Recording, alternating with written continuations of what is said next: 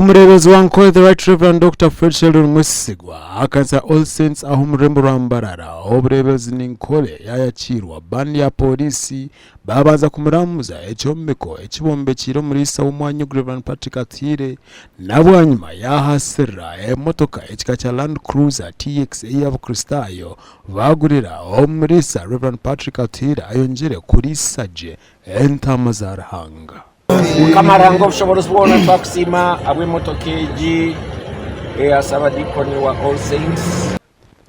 bwanyu mukorogo omurebezi wa Nkole yayibemberamo omukorogo kamya abaronde abarenga omurushanje kinana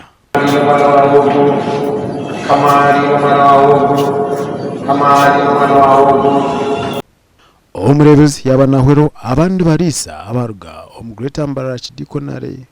uchaye ka kwegesa yashabe bemezi b'amakanisa okindro mukwegesa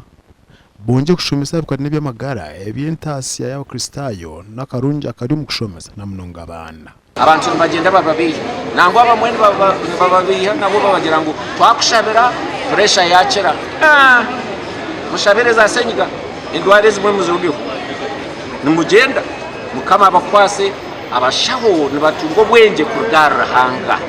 tutakaga y'abashaho abashano bashome ibitabo byabo umuntu ushomere ibintu byo mu mutemu ekitinisa kandi bebemberwa rahanga kandi umureberezi yashabire motokansya erize kugurwa abo busaba diko nobu emotoka ya Land Cruiser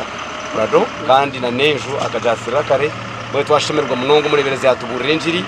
kandi abantu binje bajunwa simarahanga munonga na waba no rebensi yone shemerirwe All Saints Church twabaje munonga kwakira bazire beto mu ruhanga mukama witu naye bara munonga mwe bara munonga twaza akashozo ruharo omukanisa y'abana erizo bumbi afayo byekanisa omurebezi wa Nkole nibo babaza kutunga ba warden abana abajwekwa abantu bahika abere na mukaga ayebare ashu duke tswareti omuzali yatatitwe n'eyo mwana n'eyo moyo kwera umukurugo gwa Evembrom Dean wa St James Cathedral Reverend Canon Nathan Bobs Mwesiji kandi bagira umuryango ngo akatkini kwa kacire kabisi mwena abana bacire babisi twabinikira mu ruhanga ekarse ya Kristo eryagumaho eya hati eya nyecakare neyebire birija eryagumaho aho kabana nza kubakuzaje kandi bishop nakikunda munonga Children's Church ninga shekanise y'abato nitukunda abana kandi tubashomesa Bible kugira ngo bakure bakumenya ruhanga nkoku emfumo ya bironironyerwa mukagere kutugambira nito nitugezaho ntukora munonga bwemba bazamukama umuranga abaziri mureta abana umuranga abazenje musikasido abana banyu hati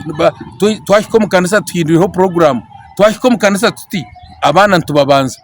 bazo mukanisa yabo kare rero batunje obwegese burunje munonga na time iri kumara aba TV West ndise nyomo Gideon aho murimbara